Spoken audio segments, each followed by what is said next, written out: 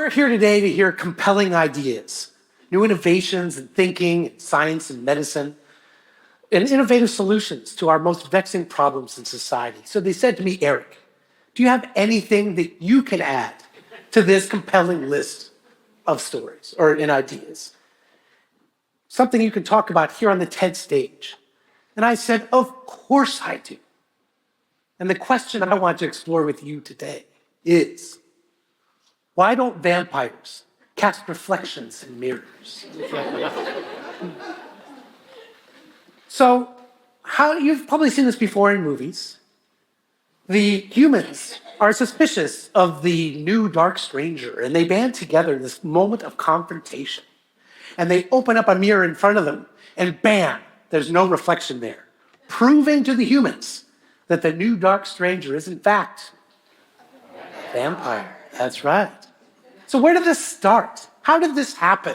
This idea that you can hold a mirror up to an undead creature and learn that they are a vampire. Well, we're going to find that out. The thing you have to keep in mind is as we look through the history of vampires, that they change over time. Every culture in history has had a variation on a vampire. Every single one. Very few of them use, are you laughing at one of these illustrations? Maybe you are. I did sneak one in there. So they don't always call them vampires, but every culture has a version of a supernatural creature who comes back from the dead and gains power by preying on the living. Our version of the vampire really came about in the 16th century. It was a way to conveniently explain some misunderstandings about death and dying. Some sketchy activity happens in the village. Someone gets an idea, hey, let's dig up Wolfgang. And they open his coffin, and they find that his hair and his fingernails and his teeth have all seemed to grow since he died. And they see some fluid around his mouth, which they mistakenly think is blood. Proof that Wolfgang is a vampire. But this is actually what happens to a body when it's decomposing, not that they're undead. Our understanding of vampires really exploded, or our lexicon for vampires really exploded in the 18th century after a rabies outbreak in Hungary and Romania. Now, the thing to remember is when a human contracts rabies, it can take a couple weeks before symptoms start to manifest. So some really common vampire characteristics, like an avoidance of bright lights, or strong smells like garlic, an aversion to water, and suddenly aggressive behavior, are not signs of the undead. They are signs of rabies. But back then, they couldn't put those things together. They didn't think that the neighbor who's acting funny now, it wasn't because of the raccoon that bit them 2 weeks ago. It's because now a much more logical explanation is that they are, in fact, a vampire. So most of our ideas of vampires that we all think of came about in the movies. Count Dracula and Sherlock Holmes have been in a decades-long battle to be the most depicted fictional character in film. It goes back and forth every couple of years.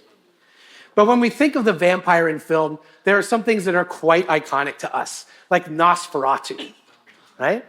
Here's a fun fact for you about Nosferatu. Outside of that, most people get something wrong. They think it's the first vampire movie. It wasn't, but it was the first one that was anything like approaching a hit.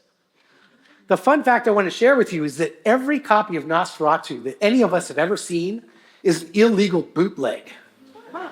The Bram Stoker's widow sued the filmmakers for copyright infringement. She was worried that Nosferatu was going to cut into the quite lucrative royalties from the stage version of Dracula that was being performed in the UK and the US. She won that lawsuit, and in her settlement, she demanded that every copy of the film be destroyed.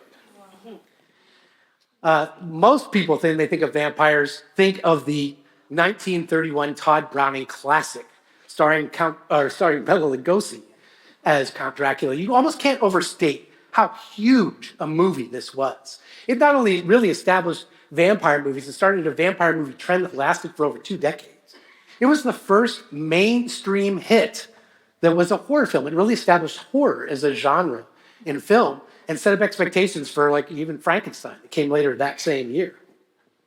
Since this whole craze of vampires really started with Dracula, We've had so many hundreds of variations on the vampire. We have had samurai vampire. We have had plumber vampires. We have had vampire babies. We have had stripper vampires. We've had a vampire movie about every member of Dracula's extended family: son of Dracula, daughter of Dracula, father of Dracula, bride of Dracula. We've even had Dracula's dog in Zoltan, Hound of Dracula. There is one definitive thing I can tell you about vampire movies, and that is vampire movies suck. And I'm not being metaphorical here. Vampire movies are not good movies. So why is this? Why is it that these movies don't really last very long? It's because we keep changing our idea of what terrifies us and what scares us. Speaking of things in common, there's one thing that vampire movies do not have in common. Does anyone want to guess what vampire movies do not have in common? Vampires.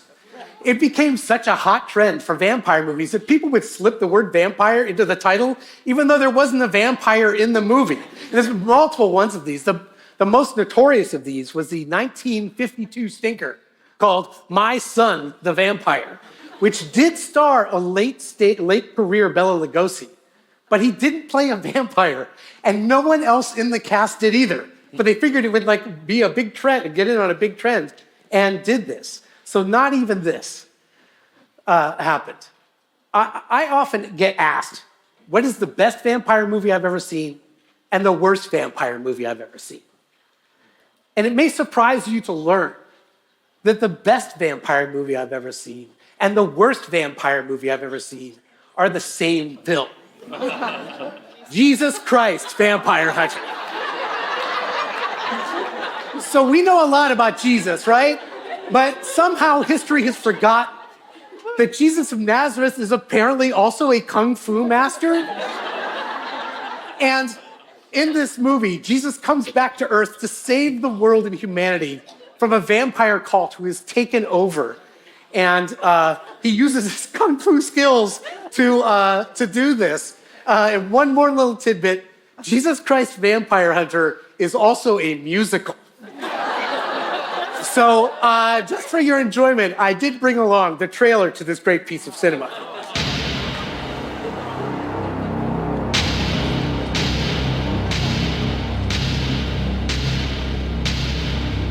In the new millennium, vampires no longer fear the sun.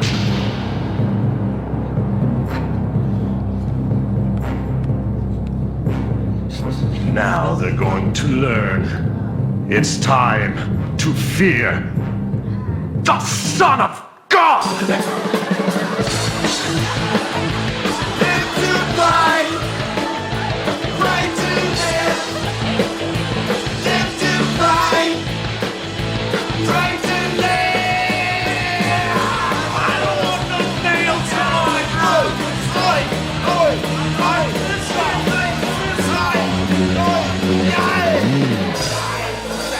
Phil Caracas is Jesus Christ Vampire Hunter.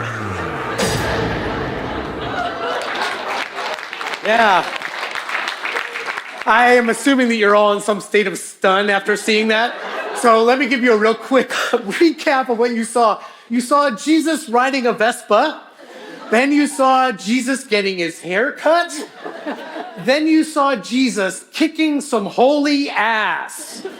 And you also saw El Santo, the famed Mexican mask wrestler, who is in the film and plays Jesus' sidekick. So I think we've established over the last several minutes that there are many colors in the vampire rainbow. So let's not get too far away from our original point.